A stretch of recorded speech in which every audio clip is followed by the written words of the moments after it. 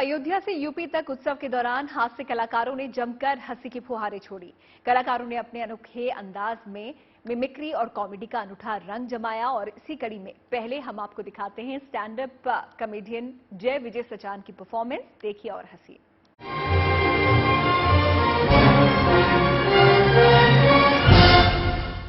आप सब लोग यहाँ पर बैठे हैं इतनी बारिश के बावजूद। मैं चाहूंगा एक बार जोरदार तालियां अपने लिए जरूर बजाएं भाई। अच्छा, ये तो बहुत फॉर्मेलिटी वाला आपने आंसर दे दिया। मैं भी यूपी वाला हूँ ना, तो मैं यूपी वाले से इज्जत से ही बात करे तभी बढ़िया रहता है। तो एक अपनी स्टाइल में हो जाए। हमारी स्टाइल में जी। अरे अरे कमाल करते हो, कमाल करते हो। तो एक बार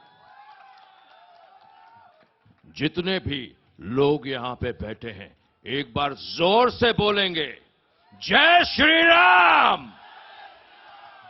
देखा, क्या बात है। यही तो कला है, बाकी विज्ञान है। अच्छा, एक सेशन करते हैं। हाँ जी, जय विजय जी, आप किसी की मिमिक्री करिए और हम जनता से पूछेंगे कि आप किसकी मिमिक्री कर रहे हैं। अरे ये बहुत समझदार लोग हैं। अरे ये यूपी वाले कर लेते हैं। ट्राई करना था इनके लिए भी। अभी देखो मैंने पहले बोला है, वो जान गए थे ना। देखिए अभी जान जाएंगे ये लोग। देखा, तेज से आवाज नहीं आ रही। जीवन सफल हो गया है हमारा। देख रहे इतना बारिश हुआ था, एकदम कचौंदन हो गई थी। ठीक है ना? ऐसा लग रहा है कि इतना पानी गिरा, कल बरसाती फुंसी हमारे पैर में जरूर आ जाएगी। लेकिन क्या है ना, हम यूपी बिहार के लोग, हम जानते हैं कि कैसे उपाय किया जाता है। जय श्री राम। तो कौन था ये? क्या बात है। चलिए दूसरा हो जाए, एक और हो जाए। ऐसे तो फिर मैं सुबह निकलूंगा फिर यहाँ से। कोई बात नहीं, हमें किसकी देरी है। अच्छा चलिए, आपका अगर ऐसी कुछ है कोई फर्म। अच्छा दूसरा अच्छी बोली जाए ना फिर। भाइयों बहनों, मेरे अयोध्या के रहने वाले प्यारे प्यारे लोगों, मैं आपसे ये कहना चाहता हूं, इस पावक धरती के लिए, अयोध्या जी के लिए एक बार जोरदार तालियां बजनी चाहिए या नहीं बजनी चाहिए? बजनी चाहिए कि नहीं बजनी चाहिए? और जोर से बजनी चाहिए। अरे बेचारों के हाथ पिरा जाएंगे। देखिए मैं खुद भी यूपी का हूं ना, तो बड़ा कम मौका मिलता है कि मैं अपनी अपनी जो यूपी की जो जबान है कहीं बोल पाऊं। तो आज मैं यूपी में हूं, देखो अयोध्या में हूं, तो अपनी जबान बोलने से पीछे कैसे हटूंगा। बिल्कुल ठीक बात आप कह रहे हैं। अच्छा, कोविड टाइम अभी निकला है, लॉकडाउन था, हर कोई अपने घरों में बंद था। हाँ जी। लेकिन हम जानना चाहेंगे कि वो तमाम एक्टर जिनकी आप मिमिक्री करते हैं, जब वो घर में फंस गए थे, तब उनका क्या हाल था, कैसे रह रहे थे? अभी जैसे ये लोग भी अपने अपने घरों पर फंसे थे। अब किसी ने सोचा नहीं था कि आप 2 साल पहले आप अपने घरों पर ऐसे बैठे होंगे, बाहर कहीं बैठने की, एक दूसरे की शक्लें नहीं देख पा रहे थे लोग। और फिर इतनी शक्लें देखे, हस्बैंड वाइफ अपनी लाइफ में पहली बार इतना वक्त उन्होंने साथ में बिताया था।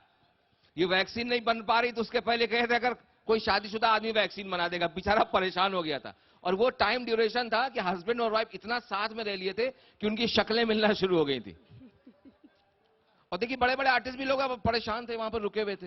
अच्छा, अमिताभ बच्चन जी क्या कर रहे थे? देखिए बच्चन साहब का तो क्या है कि जहां भी मौका मिलता है साहब, ये क्या बात है। हम तो कहते हैं कि भाई साहब 2-4 दिन के लिए हमको यहां पर आइए, किसी अगरबत्ती का ब्रांड एम्बेसडर बना दिए। आजकल हम गरम मसाला, तेल, मंजन, अगरबत्ती साहब सब कुछ बेच रहे हैं। देखिए देखिए साहब, अगर मौका प्राप्त होता है तो कार्य करने से कभी व्यक्ति को पीछे नहीं होना चाहिए। और वैसे भी हमारा नाता साहब उत्तर प्रदेश से, शिवानी जी आए, देखिए आए, समझ रही ना। ये और शाहरुख खान गौरी से क्या कह रहे थे? गौरी से खान साहब गौरी से कह रहे थे कि गौरी मैं तुमसे सिर्फ एक बात कहना चाहता हूं। क्या बात है? तुम जो कहोगी मैं तुम्हारे लिए वो करने के तैयार हूं। अगर तुम बोलोगी तो तुम्हारे लिए मैं बर्तन भी धो दूंगा। लेकिन बार बार आके मुझे घूर के मत देखा करोगे कि तुम क्या कर रहे हो। और कोई एक्टर?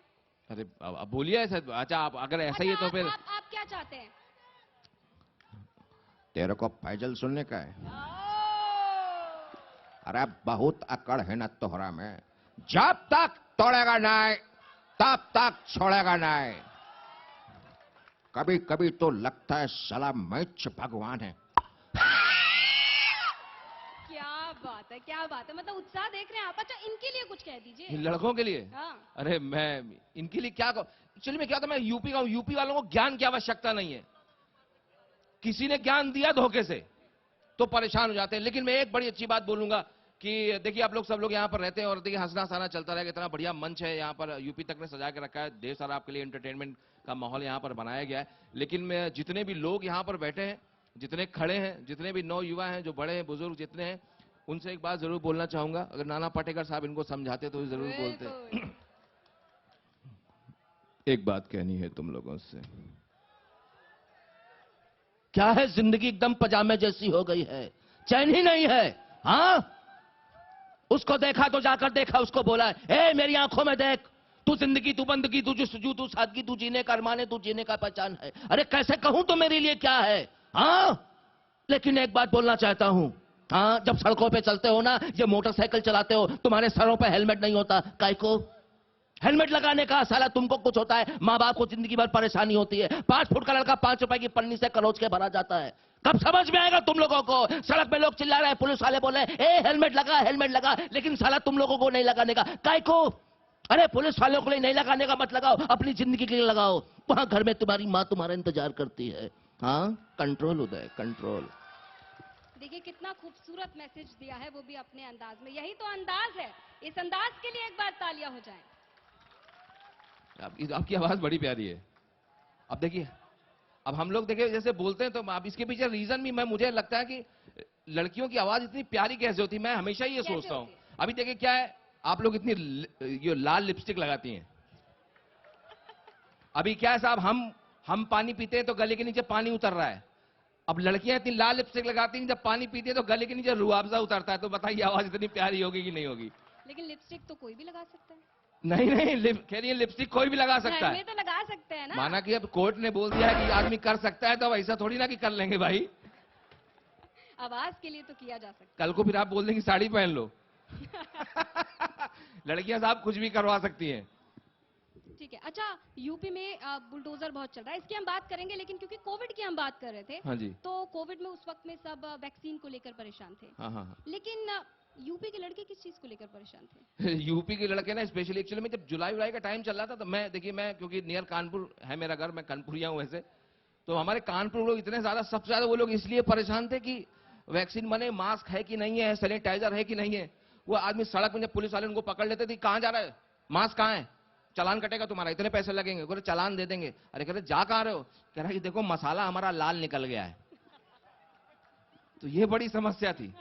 तो या यूपी में अलग अलग जगह लोगों की अलग अलग समस्याएं होती हैं, तो वो एक हमारे एक रीजन की एक अलग समस्या थी। ठीक है। 40 रुपए का पनीर, ये बड़ा बड़ा बड़ा बड़ा फेमस किस्सा है, इससे बचा नहीं जा सकता। 40 रुपए का पनीर हुआ तो वो जय विजय सटान की वजह से है भैया, ब्रेकअप हो गया था भाई साहब का। लेकिन सपोज करिए कि ऐसा अगर शाहरुख खान की आवाज आपकी होती, हाँ जी। तो आप कैसे उस चीज को, उस किस्से को अभी एक्सप्लेन करेंगे? लड़के बड़े मासूम होते हैं, लड़कों को ना हमेशा नजरअंदाज किया जाता है ना। लड़कों ऐसा होता है कि नहीं होता है?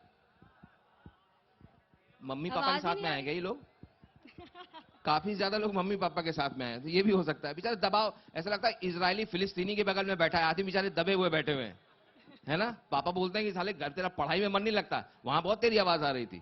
शाहरुख खान साहब क्या बोलते, कि आप किसके लिए बोलने के लिए आप बोल रही हैं? आप 40 रुपए पनीर वाली जो आपकी स्टोरी, मेरी स्टोरी, इसकी वजह से दिल टूटा था। हर किसी का टूटा, लड़कों के जीवन में तो बड़ी समस्या है। बेचारे घर वाले इतने प्रेशर में बोलते हैं कि बेटा पढ़ाई कर ले ऐसी ऐसे, पढ़ाई कर ले ऐसी ऐसे, बेटा एक बार इंटरमीडिएट कर लो, ग्रेजुएशन कर लो ऐसी ऐसे, उसके बाद में तो बोले पोस्ट ग्रेजुएशन कर लो ऐसी ऐसे। इतना ज्यादा ऐश करने के चक्कर में बेचारे ऐश तो अभिषेक की हो गई। और उसके बाद में लड़कों के बेचारे अपनी जिंदगी में कुछ बनने के लिए बेचारे लड़के इतनी मेहनत करते हैं अपने परिवार के दबाव में, सोसाइटी के दबाव में, कि बेचारे उम्र की उस दहलीज पे पहुंच जाते हैं कि जब लड़की वाले देखने आते हैं तो इनको लड़की भी अच्छी लग रही होती, लड़की की माँ भी अच्छी लग रही होती। तो इन लड़कों के लिए लोग थोड़ा सोचना, लड़कियां नहीं सोचती हैं, बेचारे इतनी मेहनत करते हैं ये लोग। अब देखो आधे से ज्यादा लोग दाढ़ी बना के नहीं आए, क्योंकि इतनी जमीनी लोग हैं, उठे चप्पल पहने चले आए, कोई लड़की बिना मेकअप के नहीं आई होगी। देखो ये सरलता है लड़कों की। अब आई आवाज, देख रहे हैं, क्योंकि इनके हक की कोई बात ही नहीं करता है। आप कहीं भी जाओ सोसाइटी में, मोहल्ले में, आपको लगता है कि कोई हम लड़कों की जेन्युइनली कोई इज्जत नहीं है, और साहब कोई हमारे फेवर की बात भी नहीं करता है। और जैसे ही लोग हमारी लड़कों की इज्जत करना शुरू करते हैं, वो टीवी पे सीरियल आता है क्राइम पेट्रोल, एक एपिसोड दिखा के पूरे इज्जत का बट्टा निकाल देते हैं। कौन बात करेगा इनके बारे में, बताइए? कोई बात नहीं करता। आपने हंसाना है, ठीक है, लड़कियों के बारे में हर जगह चर्चा होती है, पॉलिटिक्स के बारे में होती है, सबके बारे में हो रही होती है। आप इन लड़कों को देखो, टीवी पर इतने कमर्शियल्स आते हैं, आपको लगता है लड़कों के लिए आते हैं? वो लड़कियों के लिए आते हैं। लंबे बाल, Head and Shoulder, Pantene, TRESemme, Dove, L'Oreal, इस सब ऐड में आपको लड़कियां दिखाई पड़ती हैं। लड़कों के लिए ऐड कैसे होते हैं? दाद, ताज, खुजली, बदहजमी, पाइल्स, लाइफ इंश्योरेंस। वे भाई हम हरी जान हमारी थोड़ी ना जा रही है। और उस ऐड में भी देखना, लड़का एकदम चेकदार शर्ट में एकदम लटके हुए मुंह के साथ दिखाई दिया जाएगा। लड़की हमेशा मतलब उसका ऐड होता है ना कि उसको इचगार्ड का है, किसी का ऐड होता है, एकदम खुश पतली दुबली लड़कियां दिखाई पड़े। लड़का हमेशा दिखा जाएगा कि बस 1 घंटे बाद खटिया से गिर के मर जाएगा ये। अच्छा, इतनी दुख पीड़ा आप लड़कों की बता रहे हैं। अरे इनमें पीड़ा है। अरे आधे से देखो, आपको मैं एक बहुत सिंपल सी बात बताता हूं। अगर इनमें पीड़ा नहीं हो मर्दों में, देखो यहाँ पर अभी इस इतने कॉरिडोर में यहाँ पर देख लो अभी ना, इसमें लड़कियां बैठी हैं, लेडीज बैठी हुई हैं, जेंट्स बैठे हुए हैं। हर लड़की की ना, हमारे क्योंकि घर से सुनते हैं ना, मम्मी हमेशा हमारे बाप को, मेरे पापा को तो हमेशा बोला है, यूपी में ऐसा होता है, वो तो मैं ही हूं जो तुम्हारा साथ निभा रही हूं। देखिए, अब तुमको क्या पता है कि औरत होना क्या होता है? पता है कितनी प्रॉब्लम होता है बीइंग अ वुमन? तुम्हें पता है कितनी प्रॉब्लम होती है? रिस्पॉन्सिबिलिटी, घर की जिम्मेदारी, फिर भाई भी टोकता है, माँ भी टोकती है, बाप भी टोकता है, शादी हो जाती है, फिर बच्चों की देखभाल, सास ससुर की देखभाल। तुम्हें क्या पता कि एक औरत होना क्या होता है? अबे भाई, इतनी टेंशन लेती है, बोलती है इतनी टेंशन लेती है तो औरतें गंजी क्यों नहीं हो रही? 90% आदमी के बाल गायब है, देख लो, देख लो, आधे से ज्यादा के बाल गायब है, क्योंकि उनको बेचारे टेंशन में रहते हैं, लेकिन कहते नहीं है। पर आप ही ने तो बोला था कि सारे प्रोडक्ट्स लड़कियों के लिए आते हैं, तो क्या पता उसकी वजह से बचे हो बाल उनके। अरे टेंशन से बेचारे लाइट को देख के 1.5 घंटे ट्यूब लाइट देख सकता है मर्द, 1.5 घंटे की क्या देख रहा है? उनको लगता है कुछ सोच रहा है, इसके दिमाग में चल रहा है। तो आपको आप समझिए, मैं कम से कम आए उनके फेवर में बात की गई है, वरना इनके फेवर में कोई बात नहीं करता। अच्छा, 40 रुपए पनीर वाला किस्सा आप बार बार बदल रहे हैं। देखिए, ये मेरे देखिए स्टोरी के पीछे पड़ गई। मुझे वैसे लग रहा है कि इस जन्म में मुझे लड़की नहीं मिलेगी, और इन्होंने कसम खा ली। अब तो मुझे लगता है कि पैदा होना ही भूल गई है वो। मतलब आप मेरी ब्रेकअप स्टोरी वाली 40 रुपए की पनीर की स्टोरी पूछना चाह रहे तो बनता है। देखिए, इतना फेमस किस्सा है वो नहीं सुनाएंगे तो क्या बात? मेरी लव स्टोरी के बारे में कौन सुनना चाहेगा? यहाँ बताओ, कोई या कोई क्यों सुनेगा? वो भी तो दुख है ना लड़कों का। नहीं सुन, बेचारे तकलीफ वाले बैठे हैं कि चलो हमारे जैसा कोई दूसरा तो मिला हमको, है ना? कि इंजीनियरिंग वाले बच्चे होते हैं बेचारे, इतना पढ़ाई कर करके उनकी उम्मीद खत्म हो जाती है। मतलब लड़के वाले देखने भी आते हैं ना, तो माँ बाप बोलते हैं बेटा बताना मत कि तुमने इंजीनियरिंग की है, शक्ल देख के बता दे। भाई लड़का तो शक्ल से लग रहा है कि इसने इंजीनियरिंग की हुई है।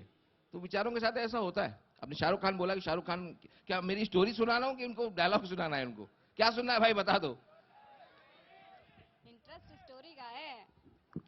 अच्छा, मेरी आवाज में काहे को सुनना चाहेंगे लोग? तो शाहरुख साहब की आवाज में सुना दूं आपको। स्टोरी अक्षय कुमार ढोलकी के, तुझे अक्षय कुमार सुनना, बहुत शाना है तू।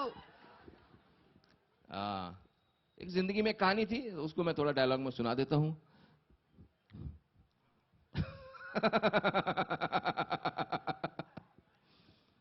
एक सपना देखा था मैंने, एक छोटा सा सपना।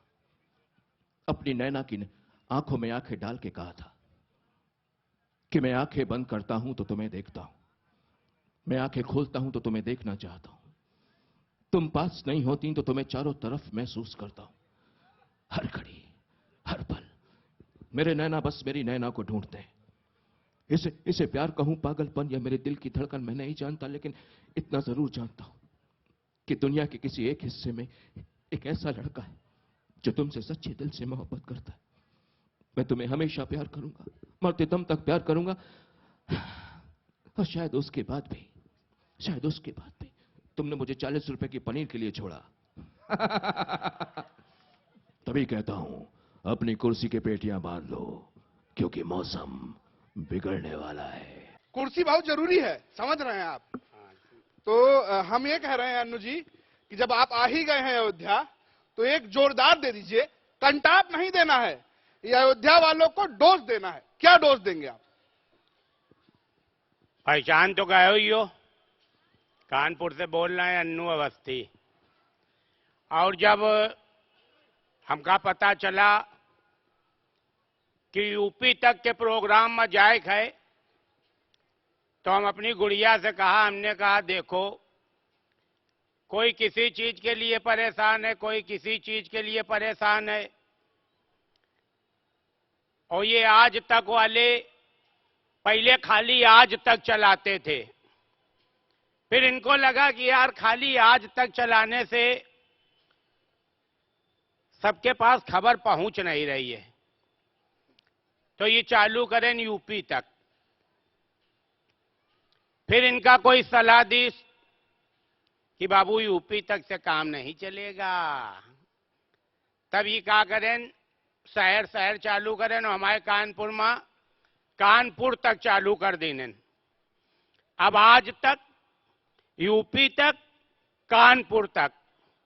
फिर इनका एक सलाह दी कि बाबू खाली कानपुर से काम नहीं चलेगा, तो अब ये मोहल्ले मोहल्ले तक चालू करने जा रहे हैं।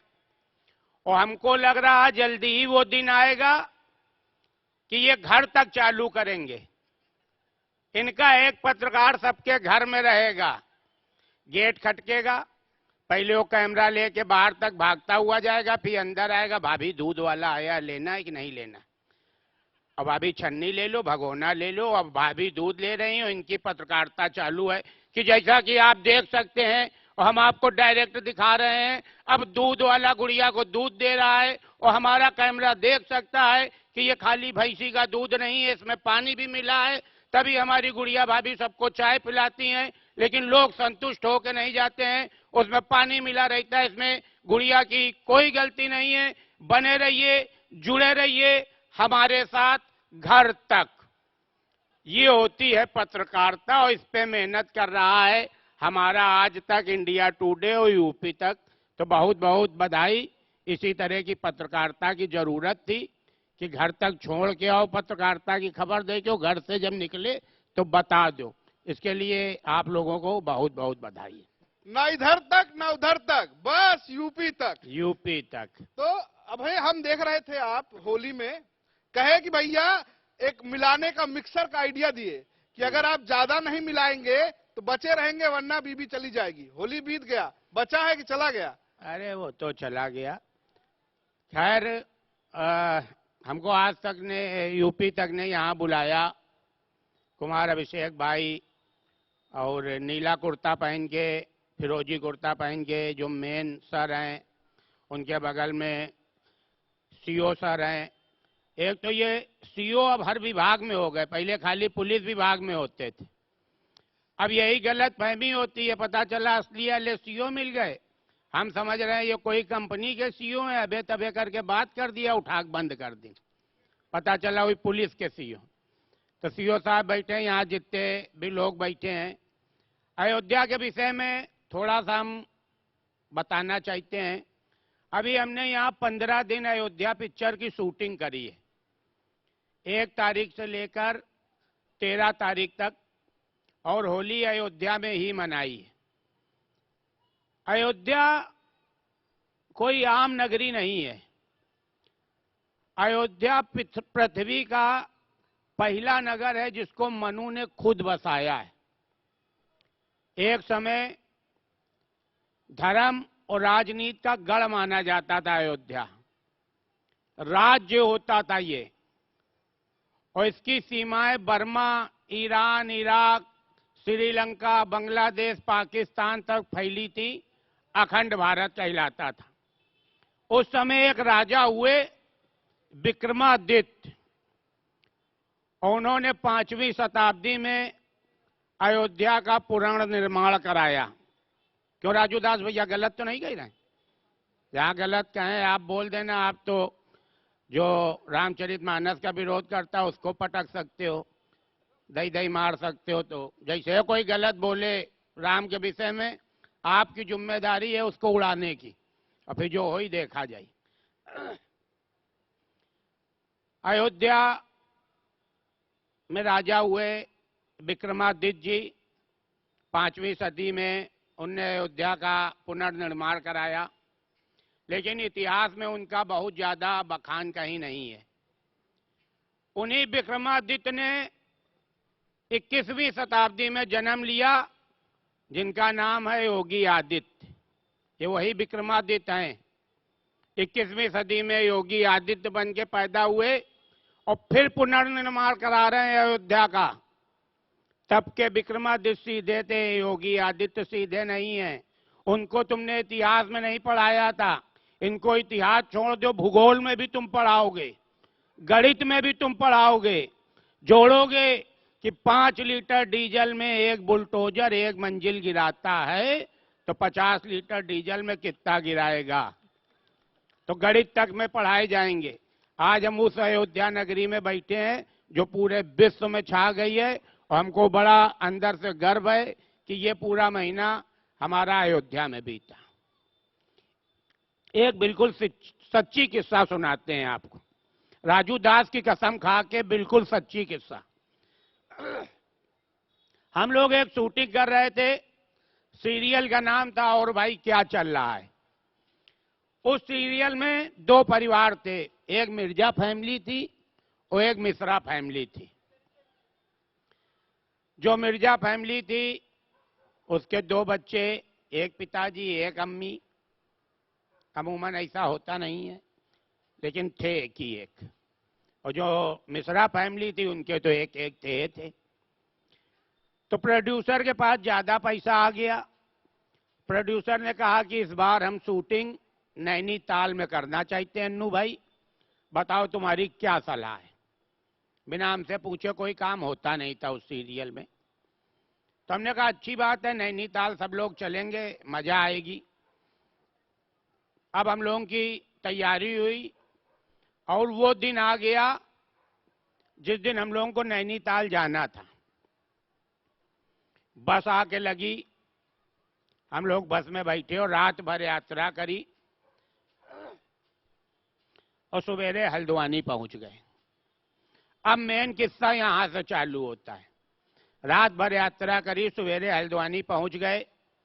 ड्राइवर ने कहा 1 घंटे बस रुकेगी, हाथ मुंह धो लो, चाय पानी कर लो, 1 घंटे बाद हम लोग यहां से नैनीताल की चढ़ाई चढ़ेंगे। हम लोग चाय आए पिया, उतनी देर में ड्राइवर गया, एक अद्धी मारी आवा। हमने कहा हम लोगन से तो तुम कहो चाय पी लो और खुद दारू पी आओ। बोला हम भाई साहब देखो दिल्ली के हैं, चाय हमारे 5 मकान बाद मिलती है, दारू बिल्कुल बगल में मिलती है। तो बताओ समय खराब करने से कोई फायदा है। उसकी बात हमको समझ में आई। समय है बचाना चाहिए, बाकी तो सब चीज ठीक है। अब वो जब दारू पी के आया, बस में बैठा, अब वो बस की चढ़ाई चालू भई। पहला मोड़ आया, मोड़ पे अमूमन गाड़ी लोग धीरे कर लेते हैं, लेकिन उसने स्पीड बढ़ाई और जोर से चिल्लाया जय श्री राम, और बस टुक टुक टुक टुक टुक टुक टुक चली जा रही। दूसरा मोड़ आया, फिर उसने गाड़ी तेज करी और चिल्लाया जय श्री राम, बस टुक टुक टुक। हमने मिर्जा फैमिली की तरफ देखा। मिर्जा ने और सलीम भाई ने हमको पास बुलाया, बोले ये खाली जय श्री राम चिल्ला रहा है, हम लोगन का क्या होएगा। हमने कहा कि यार बात तो सही है, लेकिन अब ये अल्लाह अल्लाह तो चिल्लाएगा नहीं, चिल्लाएगा तो जय श्री राम।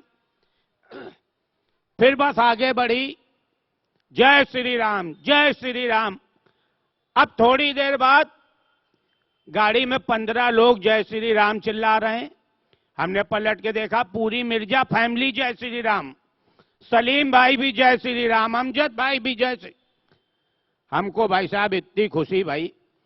हमने कहा जो काम योगी मोदी 9 साल में नहीं करा पाए इन लोगन से, एक दारू की अद्धी 15 मिनट में करा ली तो बड़ी खुशी भाई।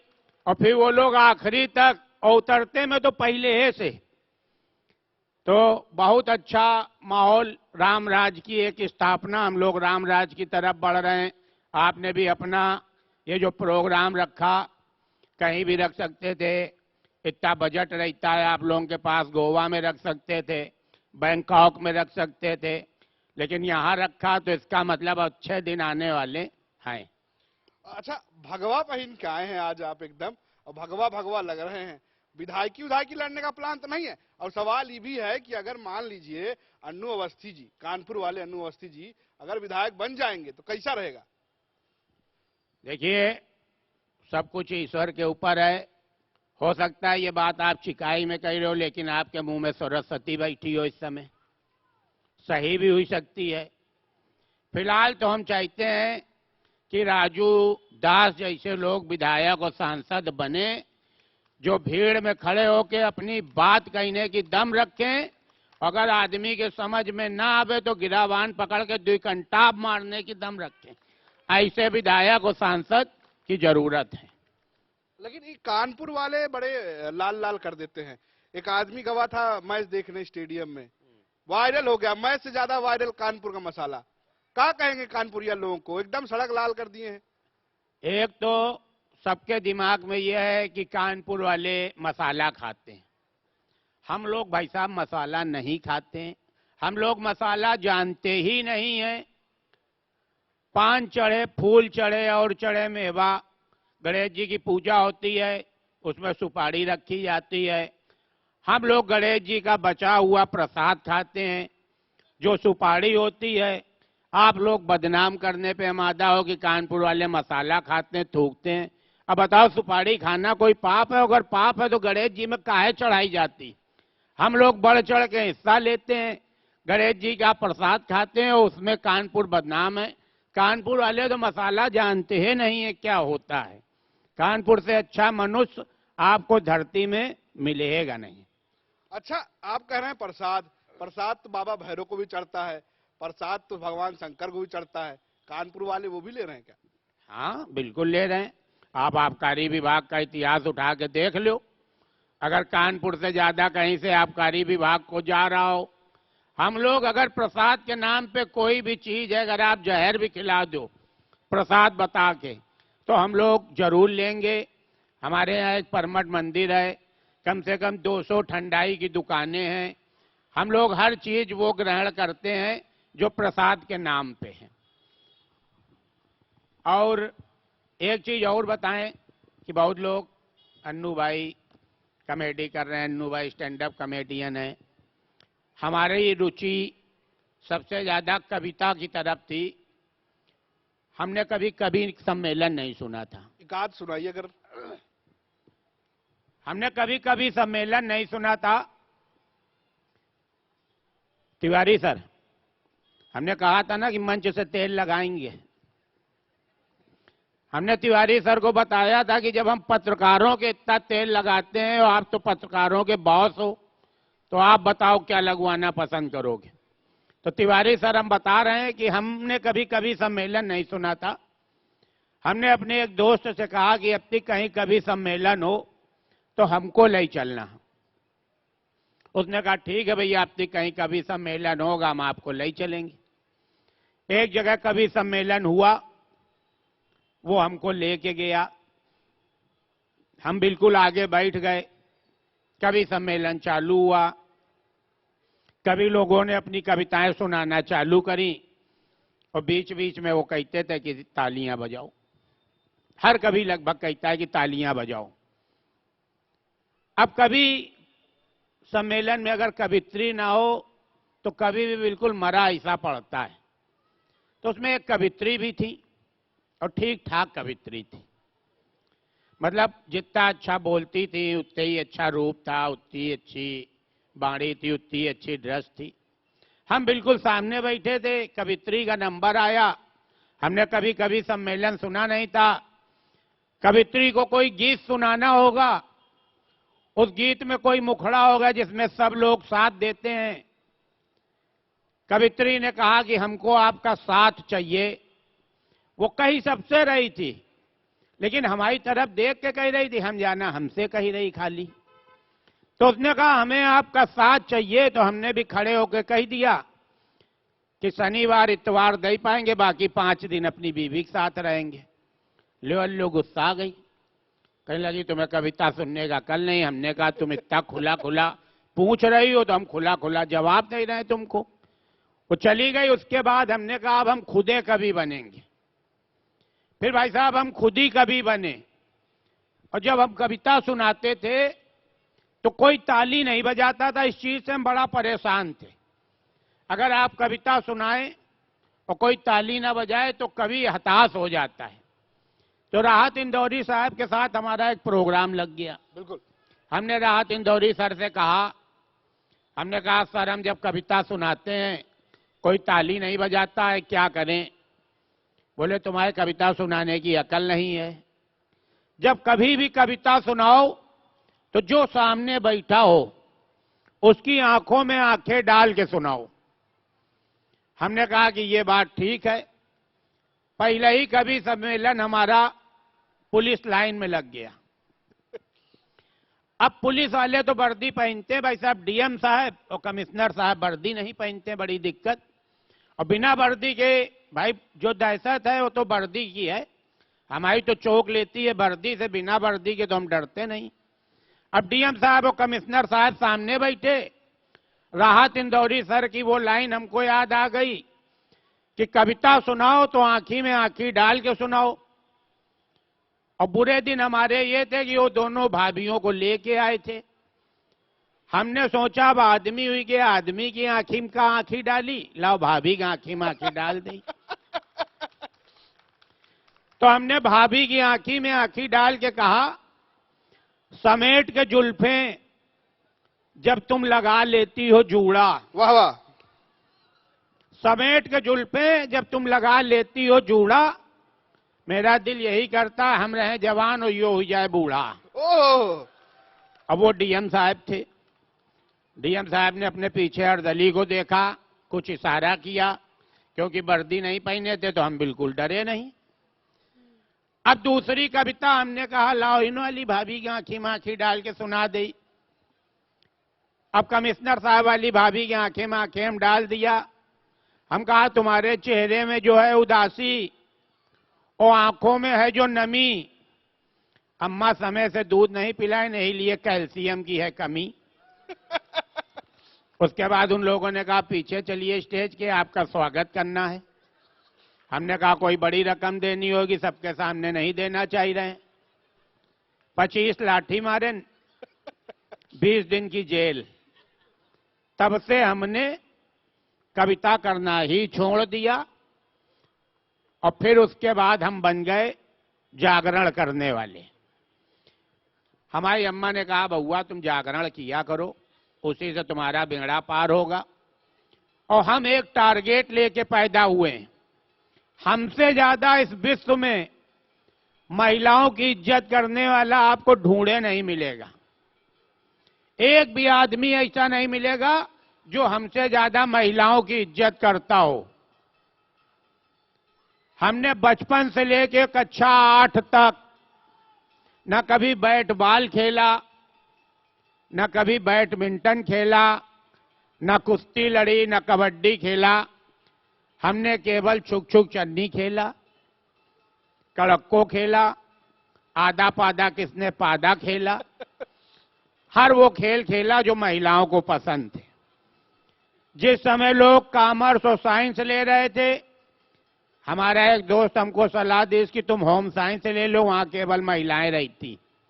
इतना त्याग करने वाला महिलाओं को बिल्कुल बहुत त्यागी मिलेगा नहीं। आप लोग मांग करो कि हमारा नाम गिनीज बुक में लिखा जाए कि ये सबसे ज्यादा महिलाओं की इज्जत करते हैं। नुअस्ती, इनका सम्मान होना चाहिए। बिल्कुल। अन्नू जी के लिए एक बार जोरदार तालियां हो जाएं।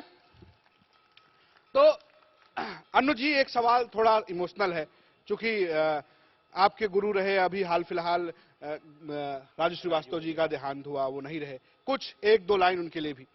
ये ब्रजेश पाठक भैया आ गए हैं, हमारे बीच में आ गए हैं और ब्रजेश भैया का बहुत बहुत स्वागत है, चरण वंदन है।